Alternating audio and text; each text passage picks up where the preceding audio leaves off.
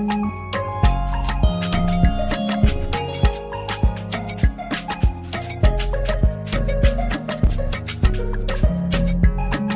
everybody. This is Paul Herman, the Prince of Motivation and host of Zaka Presents My Journey. We're creating this vulnerable and positive platform where you can get inspired and motivated from different leaders from our community. Today, our guest is Alexandra Jooeun, who is the Senior Product Manager at Spotify. Alex, welcome to the show. Thanks for having me. Yes. You know, it's an honor to have you on, and I know our listeners are definitely going to want to know a little bit more about what you do at Spotify, because that is like obviously a big thing for a lot of people, you know, when it comes down to streaming music, hearing music, and obviously knowing about entertainment and stuff like that. So we definitely want to get into that. But before we dive into the whole corporate America and where you are at Spotify, could you just tell us a little bit more about your background and where you're from originally and where you live now currently? Yeah, of course. My name is Alexandra. Most people call me Alex. I currently live in New Jersey. I just moved to New Jersey from Brooklyn about 3 years ago. I was born and raised, honestly, everywhere. So I was born in Delaware, moved around a lot as a kid. Eventually, my parents settled down in New Jersey. And then we uprooted my life when I was a freshman in high school, moved to Long Island, finished my time there. And then I've been in New York City ever since, except for a 1-year stint out in San Francisco. You went to the Bay. I'm all over the place. All over the place. Now, with all that traveling, obviously it was, how did you feel about moving from different environments and experiencing those different environments? Because obviously every place you visited and obviously lived in is different cultures, different mindsets, different feeling, different energy. How'd you feel about that? Yeah, I will say we moved a lot up until I was like 6. So a lot of it is kind of like in and out. So I don't remember that much, other than there were lots of periods of time where like I was only with my mom or only with my dad because they were trying to figure out where we had to move next. But what I did like ground myself into is like my longest time in Jersey. So I grew up in Central Jersey from about age 6 to freshman in high school. And so I feel like a lot of like my personality and a lot of like cultural adaptation happened during that time. And the reason I think it's really important is because the town I grew up in New Jersey was very diverse. So there was a huge diversity. So for me, it was like the quote unquote melting pot, like what you learned in like elementary school. I was like, that's what I was seeing. And then after my freshman year, they essentially uprooted all of us being my 2 sisters and I, to Long Island. And for me, this was like the huge cultural shock of probably one of the first times I realized like, oh, you are different, because I moved to a town that was, my graduating class was 90 students. And like wow. All the schools were built on one plot of land. You move from like one building to the other. Yeah. The only way you're like new is like, you have to move here. And the town was predominantly white. I can pretty much count everyone that was a person of color on my 2 hands. So essentially I went from this huge school where like graduating class is like 300, 400 kids, everyone's different, to like, you are very different. And so for me, those 3 years were like very pivotal in how I became me. And it was really rough. Yeah, I will not lie. Now, I'm glad you're hitting on that, because that's very important. As a lot of our guests have expressed, you know, that traveling from different places to places, it's hard to develop or even grow within your culture. When you're like, if, for example, you move to Jersey, you might find a community of people that look like you and speak like you, and then all of a sudden you have to pick up and leave. How did you mentally push through with that? Obviously, your parents. Could you tell me a little bit more about their background and how did they help you do that those transitions? Yeah, so my parents were immigrants. I think I'm very lucky. Or like my experience is very different from most people my age, because my parents immigrated to the US from Korea when they were in elementary school. So like most kids my age, I would say their parents immigrated either in like high school or post-college or around college. And the reason we moved was because of my dad's job. So after 9/11, my dad lost his corporate job and he couldn't find anything else. And most of my family owned small businesses including my like dad's friends. And they were like, hey, there is a liquor wine shop that's on the market. It's great. The revenue is there. And so essentially they decided that that was their future. They're going to like drop everything. No more trying to get another corporate job. My dad was going to start his own business. And so we uprooted our lives to Long Island because that's where a bunch of his friends were. And they already had like a network of friends who were in like the liquor business. So they're like, we can help you. The reason why I say like all of this is important is because for my parents, like they're always used to being the other. Like they didn't speak English. They had to figure out how to speak English. They kind of built their entire like life and like success from the ground up. And like to them, being different is like normal, right? Like they're not used to anything else. So like when I would complain about like, you just uprooted my entire life and like I'm here and like no one here understands me, like they didn't get it. They're like, why does that matter? They're like, you're strong, like you can fight through it. So those like, even though it was only 3 years of my life, it was probably like the most, I don't know, like emotionally draining. And it made me like hate everything about like the background I came from. So it like, I hated being Korean. I didn't want to be associated with like being Asian. I was like, it sucks because I'm like, you're not white. And like, also there's like a huge Asian community in Long Island. And then they're also like, well, you're not like Korean, like you're Korean American, like you're different. Yes. So it's like, all right, so where do I go? I'm like, so I have that's always a sad part right there when people put the word American next to the name, right? They're like, oh, you're Jamaican, you're an American Jamaican, you're Puerto Rican American, like whatever it is. At the end of the day, we're still a part of the same culture. So you found separation within your own culture as you were trying to kind of like embody yourself in like another culture, a whole community, whether it be diverse or whatever. And when that came up, and I really like how you said about your parents, they were like, you're strong. Yeah. That's a very big thing. Could you tell me a little bit more about the Korean culture? Does that come from the Korean culture, that mindset?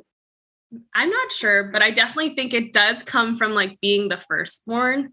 So I'm like the oldest of my siblings. And not only that, but because my mom is the oldest, I'm the oldest of like everyone on my mom's side of the family. So it like throughout my entire life, it's been this whole like, you are the person that is paving the way for everyone after you. So it's like, not only was I forced to be strong, but it was like this huge weight of like, you're going to be the first one that like grows up here, you're born here, like you're going to be the one who like everyone else is going to reach out to. And honestly, like when you're young, I mean, even now that's pretty daunting. Like I will not lie, but especially when you're like young and like you haven't been through any of what is life to come, you're just like, okay, yeah, whatever. But over time, it's like, yeah, it is very like, I always felt like I had to be like, even if I was struggling, it was like to everyone around, I had to have like the smile on. It's like, oh, everything is okay. And I think compounding that with trying to adjust to like a new area was really hard. Yeah, that's a lot of juggling. And so if you could see me now, I'm clapping for you right now because just off the top, just from that alone, especially at a young age to go through all those things. And obviously you had your parents coaching you, but there's a lot of things that you had to do on your own. And like you said, you had to find yourself in the mix of all of that. And you could really get sidetracked trying to find yourself in who you are and still appreciate your culture at the same time by going through all of that. Now, through your journey, I know that obviously education was a big thing for you. I know that you probably had found a little bit more about yourself as you went into your educational background. Could you tell us a little bit more about that? Yeah, so I went to NYU, New York University, and I graduated from Gallatin, which is the School of Individualized Studies. So most people might not have heard of this school because most people either go to Stern, which is the business school, or the College of Arts and Science. I originally went to the College of Arts and Science because I didn't fully know what I wanted to do. I thought I wanted to be a doctor. That obviously did not pan out. And eventually after my sophomore year of college, I was really struck. I took this one class about building a business plan for a nonprofit. And I really fell in love with that entire process. And through that, I was like, oh, there's actually no major that fits what I want. And so I actually transferred to Gallatin, which allows you to shape your own major. So like my like thesis was called The Power of Community. And it was entirely based on like how even in a corporate setting and on like a nonprofit setting, it's like the community is what like powers you. And that's like depending on whatever that niche is, you need to find those people to drive things forward. And so that's kind of like everything that I studied when I was in school. And it was the first time at some probably the midpoint of college where I actually started to appreciate my culture. Because I feel like I went through this whole, like when I was young, I loved it. I loved like learning about like being Korean. I actually did like folk singing competitions, story and lyrical competitions as a kid. And to go from that to like a complete flip of like shutting down everything that I felt about being Korean to like in college, like relearning what it means and like what I appreciate about it. And I started like retaking classes to learn how to speak Korean. I'm fairly fluent, at least speaking. My writing and reading is more elementary, but enough to get by. Like if you threw me into the streets of Korea, like I can figure myself out. Okay. Now, being of Korean descent, I know that there's a story with your first name. I know people call you Alex, Yep. and I call you Miss Wu, right? But could you give us a little bit understanding of or a little background on your first name? Yeah. So my first name is actually my Korean name, which is Jooeun. So my full name is Jooeun Alexandra Wu. And so my entire life I went by Alexandra or Alex. The main reasons when I was a kid was because no one could pronounce it. And fun story, I even spelled my first name wrong for like at least until like second grade, because it's like, it's not phonetic. Like when you say Jooeun, like I don't know how to spell, like I don't know that anyone could just like know how to spell that. So that's this side tangent story, but yeah. And then as I grew older, I actually really wanted to change my name. And it was my dad who was like, you are Korean American. He's like, you're not like, he's like, you can't just like wipe away that side of your life. And he's like, one day when you're older, he's like, you're actually going to appreciate that we gave you this. And honestly, like throughout like pre 21 years old, Alex, I was like, this is such BS. I was like, who cares? Like, I never go through this. But now I'm like, okay, dad, you had a point. Like, I do appreciate that I have a name. And now that like, I'm at a place of like, I'm about to get like married and eventually probably have kids. Like one of the big things that I want to have is like, I want my kids to have a Korean name. Like I will not make it their first name, but I will make it their middle name so that they at least have that history with them. And so though I don't go by it, I do think that it's really important that it's still there. And I'm glad I didn't go through with the decision to change my name. And I'm assuming that was around the time frame you were like, I hate my culture. I hate this. Yeah. You were really like, angry at that point in time. And I know a name might just be a name, but a name comes with history. Yep. It comes with a long line of history. And you might have been, I don't know, named after someone in your family, or, you know, how those stories go, you're named after your grandmother. You can't change that name. Right. And you're like, but no, it's me. It's mine. And obviously you're in America, and you're classified as an American. So, sometimes, us as minorities or immigrants feel like we have to kind of, fit in to that, and have a name that is more common. But your parents had expressed to you, you're strong, and obviously being different is also is beautiful within so many different ways. So you were able to accept it and appreciate it. And I know that the listeners listening right now who do maybe have, issues with their name from whatever culture they're from, just know that, it's important to still keep that and move forward with that. Yeah. Now, when you were at NYU, how was that experience when you were in class? Did you feel like there were a lot more people of Asian descent? I know obviously you were creating your own major. Shout out to NYU for even doing something like that. That's beautiful. Like just walk up into school and create your own thing. Yes. So did you feel like when you were in the university and you were partaking in your academics, did you feel like you were able to be around more of that Asian community?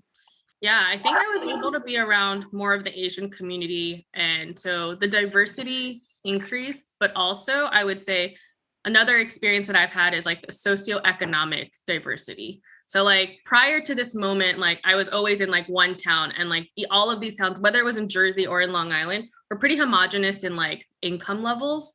And so when I went to NYU, it's like I guess my eyes opened of like, oh, like as much as like I suffered figuring out like my racial identity and like how I fit in like the culture that is America, I also realized how privileged I am because my parents really worked hard. Oh, I'm gonna get like a little teary to like give me everything that I have. And sorry. So it's okay, girl. So we here. I think in college is the first time I really like my eyes opened to like how blessed my life was. And like we went through a lot. Like we went through bankruptcy, we had to move, and like we had a lot of hardships that I had to deal with. But I also realized like how much like I never had to like worry about like what's the next meal on the table. And like I was super lucky. Like I graduated fairly debt-free and my parents were able to save that. And like learning like that's not the norm. Like most kids graduate with like thousands and $1,000s of debt. And like truly that is something that I acknowledge is like privilege that I've been gifted with and has set me up for like the success that I have now. And if it wasn't for my parents to set that foundation, I'm like, I'd probably be paying off my student debt now versus like, I just bought a house. Like that's because my parents gave me that opportunity. And I think when you were going through it as a child with just that dark phase in your life, it is hard to kind of acknowledge what true blessings you have in front of you. And it's only until you reach a certain point in your life where you're like, wait, this all makes sense. You know, you go through these things and you're like, wait, hold up. What my parents were trying to instill in me back then means so much more to me now. And you appreciate it. And then you obviously pass that information on to your kids as well, too, when you have that time. But it's one of those things that you just never know. But I know that obviously your parents were a part of your community, right? They help with that support. I know obviously NYU, your journey and stuff like that. Why is community such an important thing to you? I think they're the ones who brought me to where I am. Like, I don't think anything in this world, like I didn't do this by myself. Like there was an entire squad of folks behind me that helped me get to where I am. So like, even when I think of like when I graduated and I'm looking for work, right? I always reach out to like my network. Who are the people that I know that can like bring me along in this journey? And not only that, like also the reverse, like I'm no longer a college student. I'm no longer just early in my career. And like the big thing that I've taken away is like, I've gotten to where I am because of the people who helped pull me along. And like, that is a strong responsibility I put on myself of if there's one thing I can do in this world is like, make sure I'm pulling other people along with me. Because my parents owned a small business. When I had to go look for work, like there was no one. Like everyone in my family owns a small business. Like they didn't know how to help me.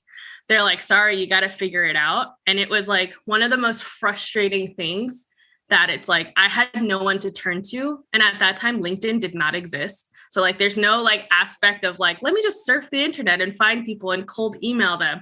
It's like, no, like you had to go on like, let's use jpmorgan.com and like, see if I can find a person on their website and like make up their email and see if I can like figure it out. And at that moment was when I like promised myself, like future generations, when they tap me, they don't have to go through this. Like I will help them. I will try to open as many doors as I can because I didn't have that. And I'm very much in the mindset of like, the older generations suffered, so you don't have to. Like my parents went through the hardships of not learning how to speak English, and like I didn't. And hopefully the next generation after me will have some doors be able to be open because I kind of like paved that way. And if that's like my life goal in life, like, you got a big one right there. You're like, everyone got a New Year's resolution. No, I got a life goal. Right. I'm gonna bring the world together. Bottom line. Yeah. That's it. That's important. That's important. Communities, you can't build anything without a community. There's always someone you're gonna need to connect to, like whether it be like you're building a business, you gotta like, I need somebody to help me with the marketing, or I need to work on this or work on that. It's always you're always building a community, whether you like it or not. And I think that you have just appreciate knowing that a community is very helpful in that growth process. In that dark phase of your life to where you are now, like the community helped you with that. And obviously we greatly appreciate you joining our Zaka community now, right? Because your energy and your knowledge is definitely something that the listeners need to hear. Now, fast forward a little bit, you graduate from college, you created your own major. Shout out to you again for that. All right. Someone else is probably in that major now. you're the first. You're the first in your family. You're the first to create that major. Now, with that being said, obviously you had worked in several different companies. Now, some of these companies, some amazing companies. I mean, just to name a few for the listeners, I know you were at American Express at one point, Facebook, Etsy, WeWork. Could you express to us a little bit more about like, how did you manage working in some of these big companies, and about like, how did you create that path, that lane for yourself? Yeah. So I started my career at American Express, and honestly, that was pure luck. Like when I was a senior, I applied to like every single company, like so luck driven that like when they called me for my interview, I had no idea what I like even applied to. Like that's how many positions I've been applying to. So I was there for about 5 years. And the reason I like want to like hone in on American Express is because I was so lucky to have the leaders that I did, that I think they shaped who I am as I left. So like I started off lowly analyst, just plugging away. Eventually I was promoted up to chief of staff, and I helped lead the entire global marketing operations division and supporting the VP that led that. The biggest things that I took out from there is like, one, your network matters. And two, you need mentors who are going to give you the hard feedback. And they're the same people who are going to stick up for you. So being an Asian woman in a corporate environment, people weren't as used to me speaking up, being loud, and having a seat at the table. And I was very blessed because I had a boss who, when given feedback of like, oh, she's aggressive, she takes the floor too much, he said, tell me how. Give me an example. I don't see that. Can you explain to me what the situation was? Who else was in the meeting? He's like, I want to get the full story. And so like, he taught me like, no one should like lower my light. And he's like, you can push back. And he's like, you just need to be confident in doing it. And he's like, the other flip side of it is there's sometimes you shouldn't, right? And he's like, and that's your choice. Sometimes that outburst is worth it, and sometimes it isn't. And like a lot of these things that he taught me help me learn like, oh, people will look after me, and it's not always to give me like negative feedback. And I really appreciated that. So after Amex, I kind of stayed in like strategy and operations. I never stuck in with an industry. I went to WeWork, built out their consulting arm, left, and then did additional like strategy and operations for small business ads at Facebook. And then that was my like year stint out in San Francisco. And after that, I was like, I want to come back to New York. And I was really lucky that a director that I worked with at American Express actually tapped me, and he's like, hey, I have a position open at Etsy. Would you want to go into product management? And I was like, let me think through it. He gave me like the whole spiel of what the team does, what he's trying to build. And I was like, honestly, like I really loved working with you. So I'm up for the opportunity. And so I moved back to Brooklyn, started product management at Etsy. I was there for about 2 years, and I was like, okay, I built this team up. We went from like scaling from just like a couple in the US and like in the UK to now I believe they're in at least like 12 or 14 new markets. And I was like, okay, I did a lot of growth here. And I was like, I'm ready to try something new. And then an old coworker at Etsy was like, hey, there's a position at Spotify. She's like, I think you'd like it. Would you want to like apply? And I was like, yeah. And so that's how I got my position today. So like key thing there, my network has brought me to like where I am right now. And obviously like, I'm really appreciative of it.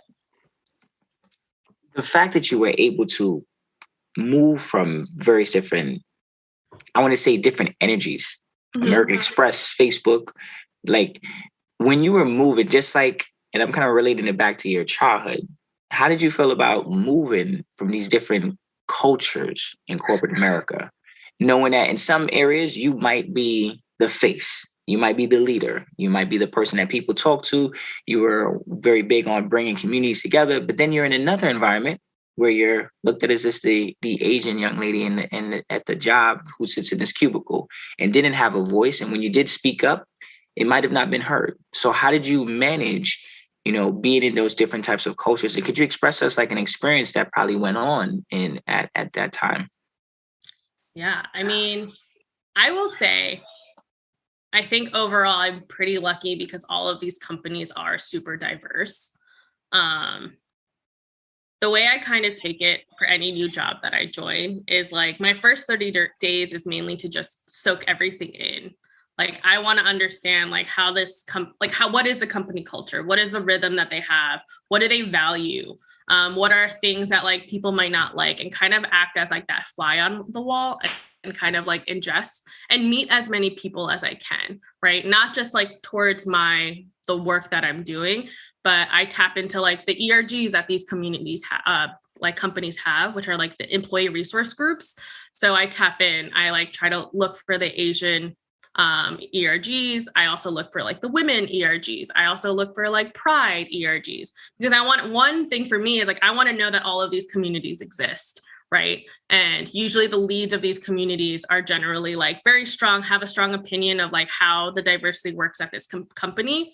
And so if I'm able to meet them, they're able to give me like that insight. And I'm like, oh, okay, this is how they're run. This is what they appreciate. This is probably their areas of improvement.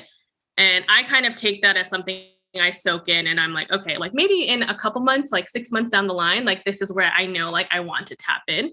Because a big thing that's important to me is like, as much as I love my job, I want to also feel really connected to the company. And if I feel like I'm not connected to the company mission and culture, like that's a disconnect, right? And then that means like maybe I don't belong here.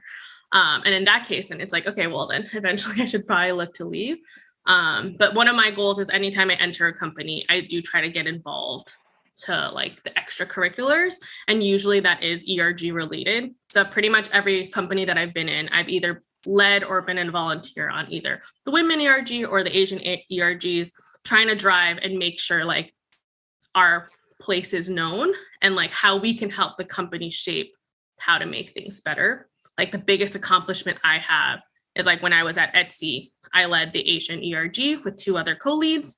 And during the rise in Asian hate in New York, we actually got the company to donate and like speak out on the events that were going on and host and sponsor a bystander training for the entire company.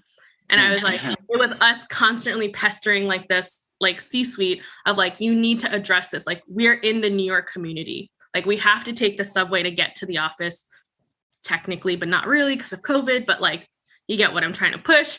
And they finally realized how important it was to like our group. And it was very moving. We also had like a panel where the community spoke of like how it feels for them to be Asian and working at Etsy. And it was very vulnerable. And it was probably one of the biggest accomplishments I feel to date, because it was opening eyes to other people around me of like how all of this compounds to your job. Like your job is not just work. It's like the people in it shape you, and how you feel in this community shapes you. And so it's like you have a responsibility to try to like make sure like those voices are heard. And some people do have a voice, but they don't even know how to use it. Yeah. Right. And you're creating platforms to help those individuals really say, hey, look, okay, maybe you don't want to speak up. Tell me what it is and I'll present it. And I think that's very important, creating that, being like that liaison, for those people who want to say something, and maybe they're afraid, maybe they don't think that their voice is going to be heard. But when you create like an organization of people, a cluster of people to kind of push through and kind of promote, and you guys, that was a wonderful thing that the company had did, kind of just bringing people and the awareness, because I think that's very important. Those hate crimes on Asian culture in New York at the time it was all over the news. Radio, TV, you couldn't like pretend like it didn't exist. And especially in larger companies, sometimes with what's going on, they're so concerned about money, and they're concerned about like, how do we drive this company to forget that there are Asian community, and there is an Asian community at this company, right? Yeah. And we need to say something, and it shouldn't come from the people who are Asian. It should come from the people at the top saying, hey, look, are you okay? Yeah. And I'm glad that they help with that. How do you feel like when you're at these corporate and jobs and stuff, how did you find your voice? And how did you feel like that voice was being heard while you were at these organizations? I think this is like a combination of personality and like those around me. I'm never that nervous to speak in front of a crowd. So for me, it wasn't that hard to like kind of just speak up. But what did help is I think leadership paved the way for me. Like my VP was always like, you're the subject matter on this topic, so you should present it. So it pushed me to like, okay, like I need to put my thoughts in a way that makes sense. I need to practice speaking in front of people that are just not just my peers, but also leaders. It also taught me that like speaking in front of your peers and speaking with leaders is very different. Like there's a different approach that you have to take and kind of like shaping that. And I feel like that helped me find my voice. It like taught me what I feel super comfortable speaking about. It also gave me a platform to like get more comfortable speaking in front of people. Like I've spoken in front of like 25 people to like 360 people. And so it's taught me that like I know what I'm talking about and that like people, like I deserve the attention of other people. And I think that's also really hard to learn is like, it's a lot of that imposter syndrome of like, oh, I don't really know. Like, do I really know this? Like, no, there's so many people that are better than me. Why should I talk about this? And it's like, yeah, you're probably right. Like there probably are people that are better than you, but that doesn't mean you don't know. It doesn't mean that you aren't just as knowledgeable on a topic and that you don't like, it doesn't mean that you can't share and teach others around you. And I feel like that's what I've learned. It's like, it's okay to doubt how much you know, but understanding you still have a lot to share and give to other people. And then just honing in on like what it's like to speak in front of people. And then, yeah. And then I guess like my voice was found. That is a gift. That is a gift to be able to speak in front of other people. Especially when you gotta talk about topics people are like very like nervous to talk about, nerve-wracking. You're like, so yeah, you're the spokesperson for today. And you're like, what? Yeah, okay. So you want me to talk about this? Yeah. They're like, don't worry. It apparently seems like it follows you through. You always are the first person. You are the promised child, the promised coworker. They're like, yep, we're gonna get her. She thought it was over when she was a child. No, we're gonna move forward. We're gonna get her while she's at corporate America too. Yeah. I just want to say congrats on your new role at Spotify. I think obviously a lot of the listeners do have access to it, purchase it, utilize it every single day. Could you tell us a little bit more about your role and what you do there for them? Yeah. So I just joined Spotify like just about a month ago. I currently work in what they call is their talk mission, which is for podcasts. So my job is to help podcast creators monetize and building out infrastructure to allow monetization at scale. So I believe right now, a lot of our monetization products are only US based. So my job is to build like platforms and infrastructure that'll help us scale internationally. Mm-hmm. And now currently with Spotify, I know that there's all different areas. What makes Spotify stand out different from the rest of platforms? I know I want to dive a little bit into that. I know you might be like, wait, hold up. I don't know if I can answer that one for the record, but just for the listeners know, what are some of the benefits that Spotify provides? Not even just on the outskirts of like with having a platform, but like how is like the internal lifestyle at Spotify for you? Yeah, I would say it's been a great culture that I've hopped into. One of the most beautiful things that I've actually seen is like my boss being like, hey, you're a very type A go-getter, as are most people at this company.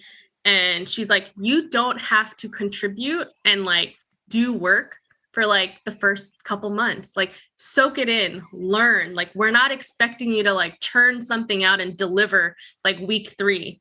And honestly, that showed me what the culture was like, because I was like, oh, like you actually are respecting my time to learn. And you actually really appreciate like giving me the space to truly understand the products that I'm going to work on, so that I can deliver better later, versus kind of like throwing me in and being like, all right, this is due in like 6 weeks, figure it out. And honestly, I really appreciated that. It kind of took a lot of the burden of like, how fast do I need to ramp up? And I was like, oh, like they really do appreciate and like want me not to be stressed out. They're also very cognizant of like video burnout. Like we've been in the pandemic like 3 years now almost. And it's hard living life virtually, talking to coworkers, meeting people, trying to build relationships over Zoom is hard. And I also appreciate that they understand that too. Mm-hmm. Mm-hmm. That's it. I think a lot of people search to find a community that, we talked about community earlier, but to find a community, whether it be professionally or just in general, right? To know that you have a community outside, like your family, your mom, your dad, your siblings and stuff like that. And then you also have a community at work that's obviously for you and helping you. I think that you've reached a level of like happiness when you have that security of that support in your life. And now you're at a place right now where you're able to kind of like help educate and help other people find their communities and also find their voice. If you could elaborate a little bit more about some of the challenges you face, climbing this ladder, being an Asian woman, working in corporate America, like, could you talk about some of those challenges that you had to overcome to get to where you are right now? Yeah, I want to say like the biggest thing I had to overcome is probably a lot of microaggressions. Like it's very common for people to speak over you. And this is not just because I'm an Asian person, but I think it's because I'm Asian and because I'm a woman. Also, when you enter a room, especially when you grow at a certain place on the ladder, when you enter the room, it's mainly males. And a lot of the time, I'm lucky because that does not intimidate me. But I do think for a lot of other women or like also minorities, like that can be intimidating. Walking into a room of like all white men can get intimidating. And it's also like walking into that room knowing like they don't have the perspective that you do. And how do you explain a situation and help them understand your experiences? And that gets very draining.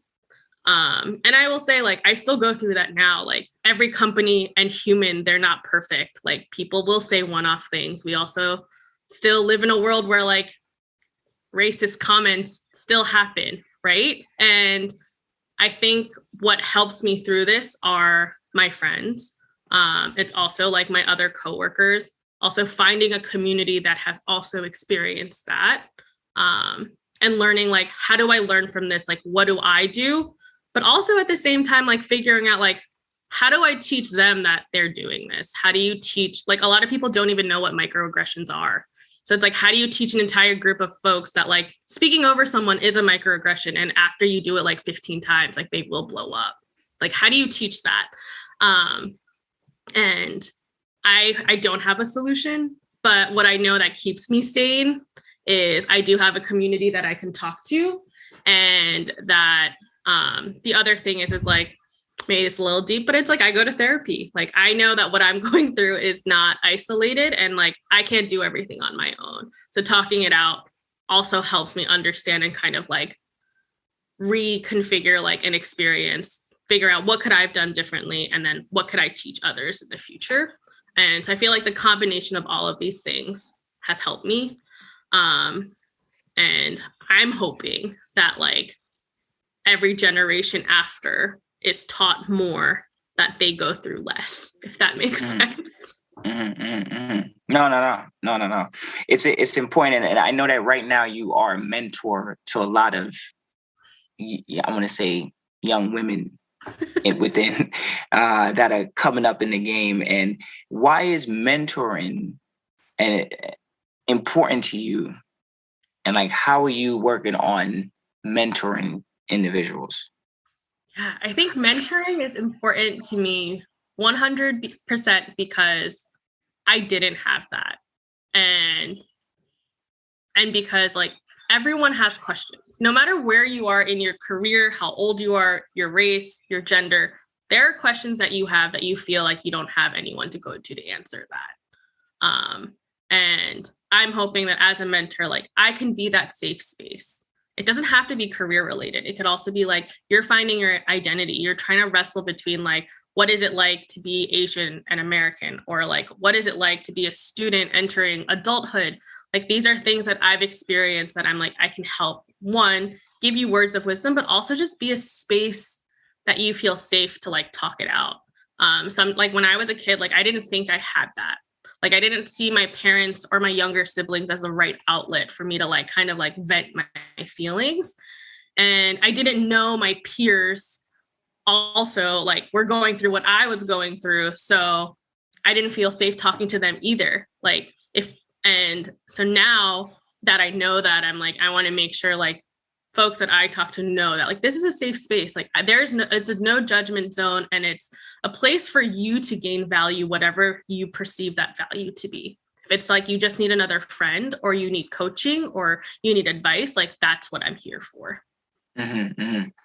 And it's important as a mentor to know that you are shaping the lives of individuals, right? And those are individuals that might not know themselves very well. And as a mentor, you have a very big role to play in that shape, you know. And obviously, when you were going through that dark phase in your life, your mentors were obviously your parents at that point in time. You know, telling you like, look, you're gonna love your first name.